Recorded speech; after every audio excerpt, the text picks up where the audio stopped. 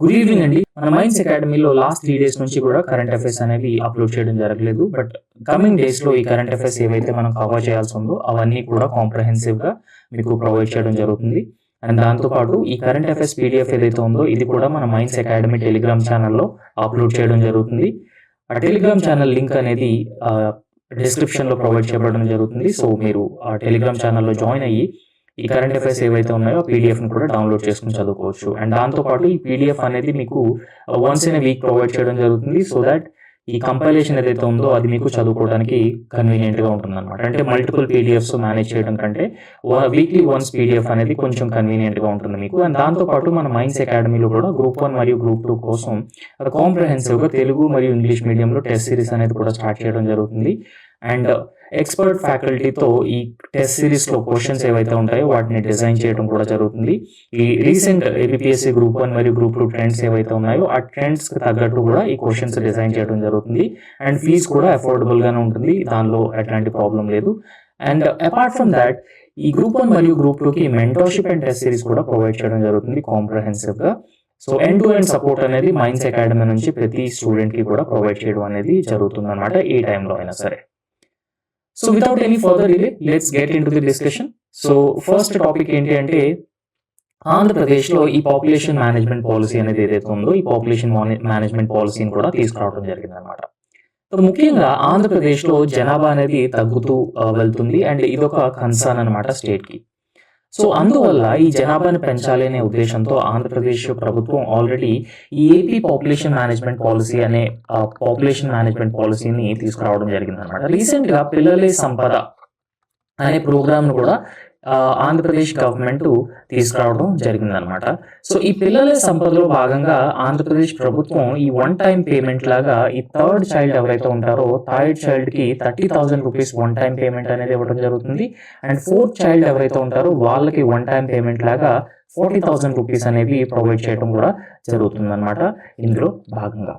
And దాంతోపాటు ఇది one time payment and after that every 1 month ప్రతి మంత్కి కూడా 1,000 రూపీస్ అనేది ఫైనాన్షియల్ అసిస్టెన్స్ కూడా ప్రొవైడ్ చేయబడడం జరుగుతుంది ఈ థర్డ్ అండ్ ఫోర్త్ చైల్డ్ ఎవరైతే ఉన్నారో వాళ్ళకి. ఎందుకంటే న్యూట్రిషనల్ అండ్ అదర్ ఎక్స్పెన్సెస్ ఏవైతే ఉంటాయో ఆ ఎక్స్పెన్సెస్ని మీట్ చేసుకోవడానికి ఈ 1,000 రూపీస్ ఎవ్రీ మంత్ అనేది ఫైనాన్షియల్ అసిస్టెన్స్ ఇవ్వడం జరుగుతుంది. అండ్ దాంతోపాటు ఈ థర్డ్ అండ్ ఫోర్త్ చైల్డ్ ఎవరైతే ఉన్నారో అప్ టు 18th ఇయర్ వచ్చే వరకు కూడా వాళ్ళకి కంప్లీట్గా ఫ్రీ ఎడ్యుకేషన్ అనేది గవర్నమెంట్ ఎడ్యుకేషనల్ ఇన్స్టిట్యూషన్స్లో ప్రొవైడ్ చేయడం కూడా జరుగుతుంది. అండ్ దాంతోపాటు గవర్నమెంట్ కూడా ఈ ఇన్ విట్రో ఫెర్టిలైజేషన్ ఏదైతే ఉందో ఎవరైతే పిల్లలు లేని దంపతులు ఉన్నారో సో వాళ్ళకు కూడా free of cost in vitro fertilisation అనేది ఈ ఆంధ్రప్రదేశ్ పాపులేషన్ మేనేజ్మెంట్ పాలసీలో ప్రొవైడ్ చేయడం జరుగుతుంది అనమాట. సో ఆంధ్రప్రదేశ్ ప్రభుత్వం తీసుకొచ్చినటువంటి ఈ స్కీమే పిల్లలే సంపద లేదంటే children as a wealth, right? So children are wealth అన్నమాట.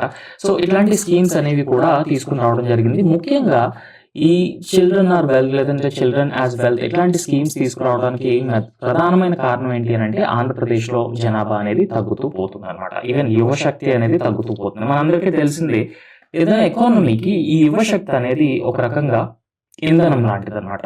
అయితే ఆంధ్రప్రదేశ్లో ఈ యువశక్తి తగ్గటం, జనాభా తగ్గటం, ఈ యువశక్తి తగ్గటం అనేది ఎకనామిక్ గ్రోత్ ఏదైతే ఉందో ఈ ఎకనామిక్ గ్రోత్ పైన తీవ్రంగా ప్రభావం చూపించే అవకాశం ఉంటుందన్నమాట. అండ్ దాంతోపాటు రాబోయే రోజుల్లో ఎవరైతే ఈ డిపెండెంట్ పాపులేషన్ ఉంటారో అంటే ఓల్డ్ ఏజ్ పీపుల్ ఉంటారో వాళ్ళు పెరిగిపోవడం ఎక్కువగా అండ్ దాంతోపాటు గవర్నమెంట్ పైన వాళ్ళ వెల్ఫేర్ ఎక్స్పెండిచర్ బర్డెన్ అనేది కూడా బాగా ఎక్కువగా ఉండటం అండ్ దానివల్ల ఈ వెల్ఫేర్ స్కీమ్స్ ఏవైతే ఉంటాయో వాటిపైన గవర్నమెంట్ సరిగ్గా ఫోకస్ చేయకపోవడం, ఒక పక్క ఈ ఎక్స్పెండిచర్ పెరిగిపోవడం అండ్ ఇంకో పక్క ఈ యువశక్తి తగ్గిపోవడం వల్ల ప్రభుత్వానికి వచ్చే ఆదాయం తగ్గిపోవడం, ఎకనామిక్ గ్రోత్ తగ్గిపోవడం ఇలాంటి వాటి వల్ల చాలా ఎక్కువ సమస్యలు ఫేస్ చేసే ఛాన్సెస్ ఉన్నాయన్నమాట.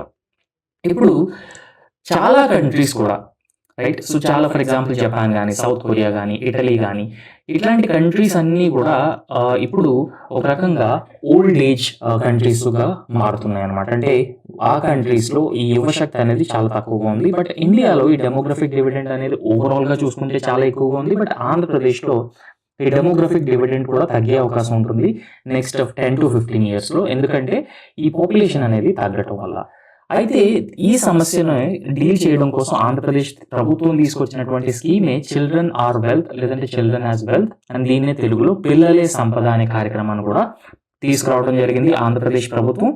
అండ్ దీని ముఖ్య ఉద్దేశం ఏంటి అని అంటే జనాభా వృద్ధిని ప్రోత్సహించాలి అనే ఉద్దేశంతో ఆంధ్రప్రదేశ్ ప్రభుత్వం ఈ పాలసీ అనేది తీసుకురావడం జరిగింది. సో జనాభా తగ్గటం వల్ల ఎలాంటి సమస్యలు ఉంటాయి అనే దాన్ని మనం బ్రీఫ్గా అర్థం చేసుకున్నాం. అయితే ఈ సమస్యలతో పాటుగా ఇంకా సమస్యలు ఏంటంటే ఇప్పుడు ఆంధ్రప్రదేశ్కి ఈ టెరిటోరియల్ కాన్స్టిట్యుయెన్సీస్ ఏవైతే ఉంటాయో లోక్సభ టెరిటోరియల్ కాన్స్టిట్యుయెన్సీస్, ఈ లోక్సభ టెరిటోరియల్ కాన్స్టిట్యుయెన్సీస్ అనేవి ఆంధ్రప్రదేశ్కి తగ్గే అవకాశం ఉంది పాపులేషన్ తగ్గితే. సో దీనివల్ల ఆంధ్రప్రదేశ్ యొక్క రిప్రజెంటేషన్ లోక్సభలో ఏమవుతుందంటే తగ్గే అవకాశం కూడా ఉంటుందన్నమాట ఈ టెరిటోరియల్ కాన్స్టిట్యుయెన్సీస్ అనేవి తగ్గటం వల్ల, రైట్. సో ఇదొక కాన్సిక్వెన్స్. అండ్ దాంతో పాటు ఈ 15th ఫైనాన్స్ కమిషన్ ఏదైతే ఉంటుందో, అండ్ ఈవెన్ ఓవరాల్ గా ఫైనాన్స్ కమిషన్ గురించి మాట్లాడుకుంటే మనం ఫైనాన్స్ కమిషన్ అనేది ఆర్టికల్ 280లో ఉందన్నమాట. So article 280 is talking about the finance commission overall గా. సో కామెంట్ సెక్షన్ లో మీరు 16th ఫైనాన్స్ కమిషన్ చైర్మన్ ఎవరో ఒకసారి నాకు టైప్ చేసి చెప్పండి. అండ్ జనరల్ గా మనం మాట్లాడుకుంటే ఈ 15th finance commission, so 15th finance commission ఒకసారి క్రైటీరియా చూసుకుంటే ఈ డెవల్యూషన్ లో కూడా మనకి vertical devolution and horizontal devolution అనేది ఉండడం జరుగుతుంది అనమాట. సో ఇప్పుడు వర్టికల్ డెవల్యూషన్ గురించి మాట్లాడుకుంటే ఈ వర్టికల్ డెవల్యూషన్ అనేది 15th ఫైనాన్స్ కమిషన్ ఎంత రికమెండ్ చేసింది అని ఒకసారి మనం మాట్లాడుకుంటే ఇది అరౌండ్ 41% రికమెండ్ చేయడం జరిగింది వర్టికల్ డెవల్యూషన్ లో భాగంగా. అండ్ దాంతో పాటు ఈ 1% ఏదైతే ఉంటుందో 1% అనేది జమ్మూ అండ్ కాశ్మీర్ కి, union territory of Jammu and Kashmir కి అలొకేట్ చేయడం జరిగింది అనమాట, రైట్. అయితే టోటల్ గా 42% అనేది మనకి చెప్పుకోవాలంటే వర్టికల్ డెవల్యూషన్ అనమాట. సో వర్టికల్ డెవల్యూషన్ తో పాటు ఈ హారిజాంటల్ డెవల్యూషన్ అయితే ఏదైతే ఉందో ఈ హారిజాంటల్ డెవల్యూషన్ అనే దానిలో కూడా క్రైటీరియాస్ ఉంటాయి అన్నమాట. అంటే ఇన్కమ్ డిస్టెన్స్ ఒక క్రైటీరియా ఉంటుంది. ఇన్కమ్ డిస్టెన్స్ తో పాటుగా పాపులేషన్ అనేది ఒక క్రైటీరియాగా ఉండటం జరుగుతుంది అనమాట. పాపులేషన్ కానీ ఇన్కమ్ డిస్టెన్స్ కానీ. అండ్ దాంతో పాటు ఈ 15th ఫైనాన్స్ కమిషన్ అనేది డెమోగ్రఫిక్ పర్ఫార్మెన్స్ ను కూడా ఒక క్రైటీరియాగా యాడ్ చేయడం జరిగింది అనమాట. Demographic criteria. ఈ డెమోగ్రఫిక్ క్రైటీరియాతో పాటుగా ఏరియా అనేది కూడా ఒక రకంగా క్రైటీరియా. అండ్ దాంతో పాటు ఫారెస్ట్స్ కూడా ఒక క్రైటీరియా, రైట్. అండ్ దాంతో పాటుగా ఈ ట్యాక్స్ కలెక్షన్ లేదంటే ఫిజికల్ పర్ఫార్మెన్స్, సో ఇలాగ డిఫరెంట్ క్రైటీరియాస్ ఉంటాయి పర్టికులర్ గా ఈ హారిజాంటల్ డెవల్యూషన్ లో భాగంగా. అయితే ఇన్కమ్ డిస్టెన్స్ కి హారిజాంటల్ డెవల్యూషన్ లో ఈ 15th ఫైనాన్స్ కమిషన్ అనేది దాదాపుగా అరౌండ్ 45% అనేది అలొకేట్ చేయడం జరిగింది అనమాట. అయితే డెమోగ్రఫిక్ పర్ఫార్మెన్స్ కి 12.5% అనేది అలొకేట్ చేయడం జరిగింది. అండ్ పాపులేషన్ కి అరౌండ్ 10% అనేది, సో 15% అనేది అలొకేట్ చేయడం జరిగింది 15th ఫైనాన్స్ కమిషన్ లో. అంటే ఒకసారి మనం అర్థం చేసుకుంటే ఈ పాపులేషన్ అనేది తగ్గటం వల్ల ఏమవుతుందంటే ఈ ఫైనాన్స్ కమిషన్ డెవల్యూషన్స్ ఏవైతే ఉంటాయో సెంటర్ నుంచి స్టేట్ గవర్నమెంట్స్ కి వచ్చేటువంటి ఫండ్స్ ఏవైతే ఉంటాయో ఆ ఫండ్స్ కూడా తగ్గే అవకాశం ఉంటుంది. అండ్ ఆంధ్రప్రదేశ్ కి లోక్సభలో రిప్రజెంటేషన్ కూడా తగ్గే అవకాశం ఉంటుంది అనమాట, రైట్. సో కరెంట్లీ రీసెంట్ గా కూడా మనకి 16th ఫైనాన్స్ కమిషన్ అనేది కూడా రికమెండేషన్ సబ్మిట్ చేయడం జరిగింది. అండ్ ఇప్పుడు మనకి 16th ఫైనాన్స్ కమిషన్ లో పాపులేషన్ కి ఎంత అలొకేట్ చేశారంటే ఈ హారిజాంటల్ డెవల్యూషన్ లో భాగంగా 17.5% అండ్ పాపులేషన్ కూడా 2011 సెన్సస్ తీసుకోవడం జరిగింది అనమాట. సో ఇంతకు ముందు 1971 సెన్సస్ లాంటివి తీసుకోవడం జరిగేది, బట్ ఇప్పుడు 2011 సెన్సస్, రీసెంట్ సెన్సస్ మనకు అందుబాటులో ఉన్న సెన్సస్ 2011 సెన్సస్ అనమాట. సో 2011 సెన్సస్ తీసుకోవడం జరిగింది. ఇది అరౌండ్ 70, అంటే ఇంతకు ముందు 15% ని ఇప్పుడు 7.5% గా ఇంక్రీజ్ చేయడం జరిగింది ఈ హారిజాంటల్ డెవల్యూషన్ లో భాగంగా, రైట్.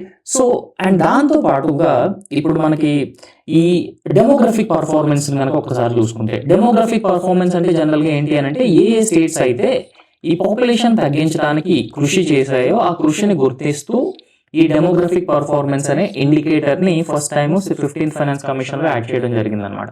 ఈ demographic performance 15th finance commission లో సో అరౌండ్ 12.5% ఉంటే ఈ 16th ఫైనాన్స్ కమిషన్ వచ్చేసరికి దీన్ని జస్ట్ 10% గా తగ్గించడం జరిగింది అనమాట.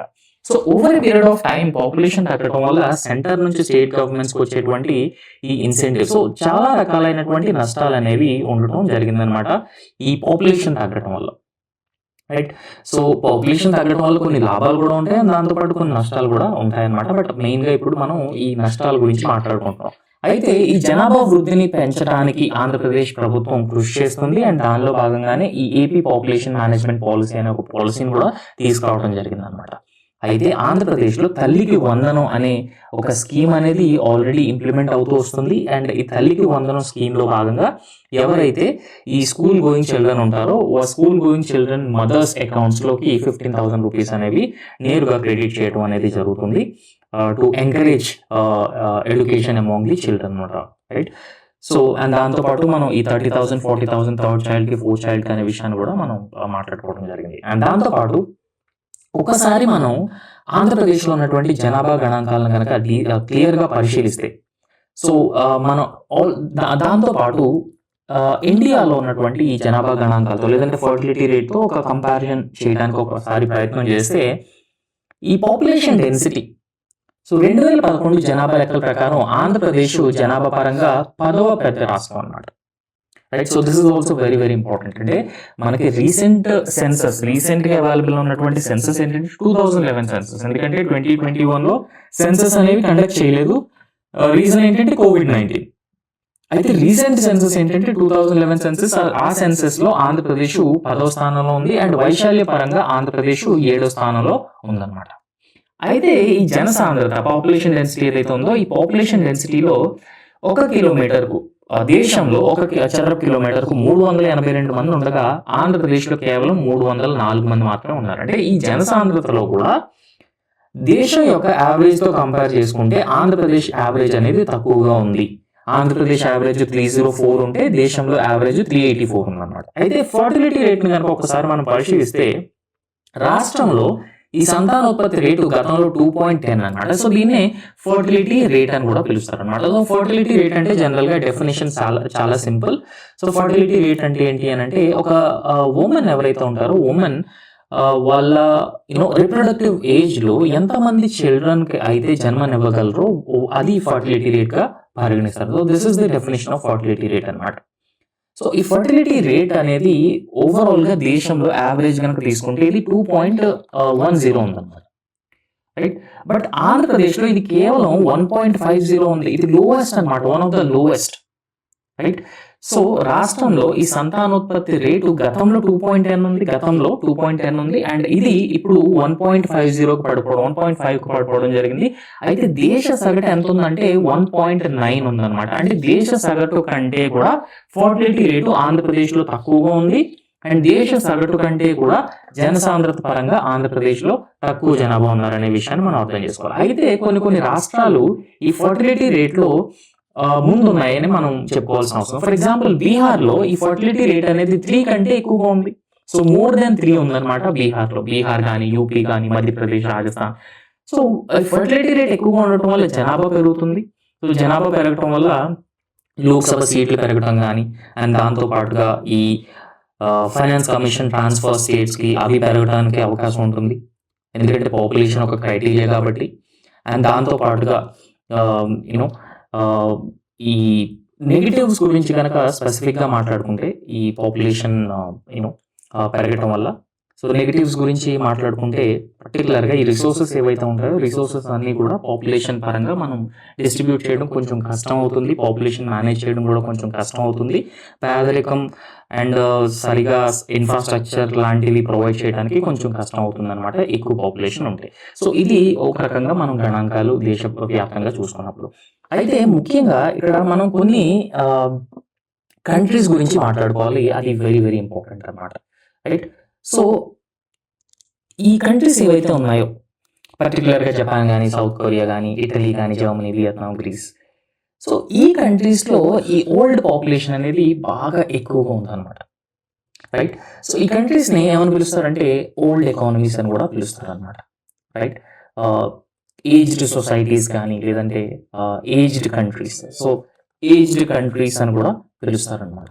అండ్ యూపీఎస్సీ ఎగ్జామినేషన్లో this was asked in 2021 UPSC prelims అనుకుంటాను ఐ థింక్.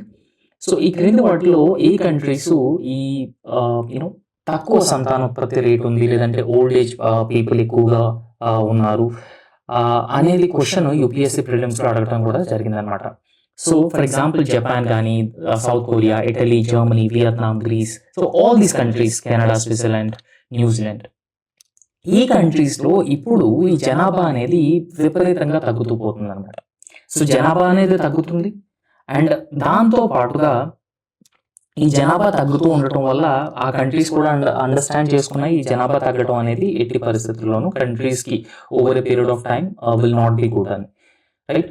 సో ఒకప్పుడు జనాభా నియంత్రణ ఏవైతే పాటించాయో దేశాలు, అంటే జనాభాను కంట్రోల్ చేయాలి అనేది ఏ కంట్రీస్ అయితే పాటించాయో, ఇప్పుడు ఆ కంట్రీస్ అనేవి వృద్ధుల సంఖ్య పెరిగిపోవడం వల్ల ఇబ్బంది పడుతున్నాయి అన్నమాట. ఒక పక్క ఈ డిపెండెంట్ పాపులేషన్, వృద్ధులు ఎవరైతే ఉన్నారో వృద్ధుల పాపులేషన్ పెరిగిపోవడం, అండ్ ఈ శ్రమశక్తి, యువశక్తి ఏదైతే ఉందో ఆ యువశక్తి, ఎందుకంటే ఎకానమీకి బ్యాక్ బోన్ అనమాట యువశక్తి. ఆ యువశక్తి తగ్గిపోవడం వల్ల ఈ కంట్రీస్, ఇప్పుడు ఈ మాట్లాడుకున్న కంట్రీస్ ఏవైతే ఉన్నాయో ఇవన్నీ కూడా ఇబ్బందులు ఫేస్ చేస్తున్నాయి. అండ్ ఇది కూడా ఎగ్జామ్ పాయింట్ ఆఫ్ వ్యూ చాలా చాలా ఇంపార్టెంట్ అనమాట.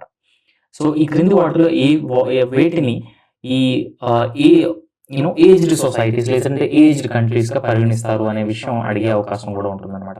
సో ఇంతకుముందు చైనాలో వన్ చైల్డ్ పాలసీ అనే ఒక పాలసీ, లేదంటే ఒక్కరే బిడ్డ అనే ఒక విధానాన్ని కూడా తీసుకురావడం జరిగింది. అండ్ ఆ విధానం వల్ల చైనా పాపులేషన్ అనేది కొంచెం తగ్గడం జరిగింది. అందువల్ల రీసెంట్ గా India emerged as a country with the largest population in the world అనమాట. సో ఇండియాలో అరౌండ్ 146 crore పీపుల్ ఉన్నారు అనమాట. ఇండియా కూడా ఇప్పుడు కరెంట్లీ లార్జెస్ట్ పాపులస్ కంట్రీ అనమాట ఇన్ ద వరల్డ్. సో ఈ విధంగా వరల్డ్ లో పరిస్థితులు ఉన్నాయి. అండ్ అందువల్ల ఆంధ్రప్రదేశ్లో కూడా ఇలాంటి పరిస్థితులు రాకూడదు, జనాభా పెరగాలనే ఉద్దేశంతో ఈ ఆంధ్రప్రదేశ్ పాపులేషన్ మేనేజ్మెంట్ పాలసీ కానీ, పిల్లలే సంపద కానీ ఇట్లాంటివి అనౌన్స్ చేయడం జరిగింది అనమాట. అయితే ఈ రాజకీయ ఆర్థిక ప్రభావాలు, జనాభా తగ్గడం వల్ల ప్రభావాలను కనుక ఒకసారి మనం పరిశీలిస్తే, ఈ దక్షిణాది రాష్ట్రాలు ఏవైతే ఉన్నాయి, కేరళ కానీ, తమిళనాడు కానీ, ఆంధ్రప్రదేశ్ కానీ, తెలంగాణ కానీ, ఇవి పాపులేషన్ కంట్రోల్ చేయడంలో ఒక రకంగా సక్సెస్ఫుల్ అనమాట. సో అందువల్ల గత 30 ఏళ్లుగా ప్రభుత్వాలు ఈ పాపులేషన్ కంట్రోల్ కోసం తీసుకున్నటువంటి చర్యలు ఏవైతే ఉన్నాయో దక్షిణాది రాష్ట్రాల్లో, ఆ చర్యలు జనాభా నియంత్రణను విజయవంతంగా అమలు చేయడం జరిగింది. అండ్ జనాభా నియంత్రణ కూడా జరిగింది. అండ్ అందువల్ల ఆంధ్రప్రదేశ్లో ఈ ఫర్టిలిటీ రేట్ అనేది 1.5 కంటే తక్కువగా ఉంది, రైట్. సో ఈ జనాభా తగ్గడం అనేది పార్లమెంట్ సీట్ల పైన ప్రభావం చూపించే అవకాశం ఉంది, రాష్ట్రానికి ఆ రిప్రజెంటేషన్ తగ్గే అవకాశం ఉంటుంది, అండ్ ఈవెన్ అసెంబ్లీ సీట్లు కూడా తగ్గే అవకాశం ఉంటుంది, రైట్. సో ఈ డీలిమిటేషన్ అనేది క్యారీ అవుట్ చేసినప్పుడు ఈ పార్లమెంట్ స్థానాలు కానీ, అసెంబ్లీ స్థానాలు కానీ తగ్గే అవకాశం ఉంది. అందువల్ల ఈ పాపులేషన్ పెంచాల్సిన అవసరం ఉంది. ఇది రాజకీయంగా. ఆర్థికంగా మనం ఒకసారి చూసుకుంటే రాష్ట్ర ఆర్థిక ప్రగతికి జనాభా అనేది, లేదంటే జనాభా సమతుల్యత అనేది చాలా చాలా ఇంపార్టెంట్ అనమాట. అంటే ఏజ్ ఓల్డ్ పీపుల్ పెరిగిపోవడం, అండ్ శ్రమశక్తి లేదంటే యువశక్తి తగ్గిపోవడం, ఇట్లాంటివన్నీ కూడా ఒక రకంగా ఆర్థిక వృద్ధి అండ్ ఆర్థికాభివృద్ధి పైన ప్రభావం చూపించే అవకాశం కూడా ఉంటుందన్నమాట. అందు గురించే పాపులేషన్ పెంచాలని ఈ చర్యలైనటువంటి చర్యలు కూడా తీసుకోవడం జరిగిందనమాట ఆంధ్రప్రదేశ్ ప్రభుత్వం. నెక్స్ట్ టాపిక్ ఏంటంటే, దేశంలోనే తొలి క్వాంటమ్ టెస్ట్ బెడ్ అనేది ఆంధ్రప్రదేశ్ రాజధాని అమరావతిలో సెటప్ చేయబోతున్నారు అనమాట. సో దీని గురించి మనం మాట్లాడుకుంటే, టెలికమ్యూనికేషన్ అదేవిధంగా సైబర్ స్పేస్ కోసం, టెలికమ్యూనికేషన్ తో పాటుగా ఈ సైబర్ స్పేస్ ఏదైతే ఉందో, cyber security, cyber space, telecommunication, so వీటన్నిటి కోసం దేశంలోనే అత్యంత సురక్షితమైనటువంటి quantum secure communication test bed అండి ఇది. క్వాంటమ్ టెక్నాలజీ అనేది జనరల్ గా సెక్యూర్డ్ టెక్నాలజీగా పరిగణిస్తూ ఉంటారు. అండ్ దానివల్ల ఈ quantum secure communication test bed అనేది దేశంలో ఇప్పటి వరకు కూడా ఎక్కడ ఎస్టాబ్లిష్ చేయడం జరగలేదు. బట్ ఆంధ్రప్రదేశ్ రాజధాని అమరావతిలో దీన్ని for the first time establish చేయబోతున్నారు. అండ్ ఈ విషయాన్ని ముఖ్యమంత్రి చంద్రబాబు నాయుడు గారు కూడా అనౌన్స్ చేయడం జరిగిందనమాట. అయితే ఈ భాగస్వామ్య సంస్థల గురించి మనం ఒకసారి మాట్లాడుకుంటే, కేంద్ర ప్రభుత్వ టెలికమ్యూనికేషన్ విభాగం అంటే C.DOT, రైట్. సో ఈ C.DOT అనేది పర్టికులర్ గా అమరావతి క్వాంటమ్ వ్యాలీ సంయుక్త భాగస్వామ్యంతో దీన్ని SRM యూనివర్సిటీలో ఏర్పాటు చేయబోతున్నారు. ఎక్కడ ఏర్పాటు చేయబోతున్నారు ఈ quantum secure communication test bed అనేది? ఆంధ్రప్రదేశ్ రాజధాని అమరావతిలోని SRM యూనివర్సిటీలో C.DOT and Amaravati quantum valley partnership తో దీన్ని దేశంలోనే మొట్టమొదటిసారిగా అమరావతిలో ఏర్పాటు చేయబోతున్నారు అనమాట. సో దట్స్ ఆల్ అండి. Thank you so much.